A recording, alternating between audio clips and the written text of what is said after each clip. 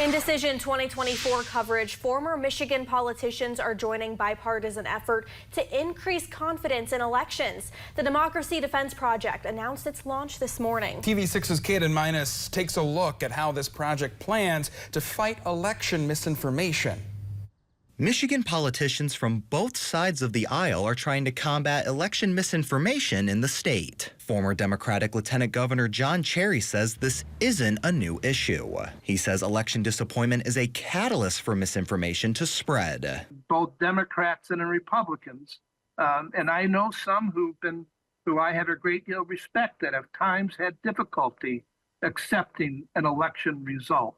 But, our focus is not really going to be on the past. Cherry is joined by former Democratic Governor James Blanchard, former Republican Governor John Engler, and former Republican Congressman Mike Bishop. Bishop says bridging the gap between parties is vital for the future of the country. Understand that our disagreements are based on policy in most cases, but that we all have a fundamental belief in the future of our country and a love for our country.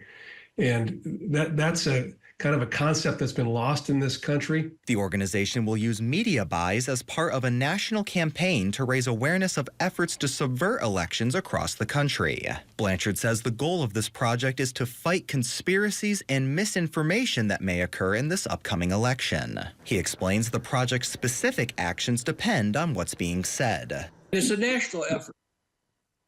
It's hard to know what we're going to have to do. I would say this: we're going to do what's necessary to be successful. Engler says it's important to focus on this upcoming election instead of bringing up the past. He says politicians who claim an election is going to be rigged or stolen should focus on securing a decisive victory. Win big enough that this doesn't matter. So that's your answer. And I think we cannot replay or redo, and no candidate can have redone for them any previous elections. We're only focused on November 2024. Election Day is only 54 days away. Caden Minus, TV6 News.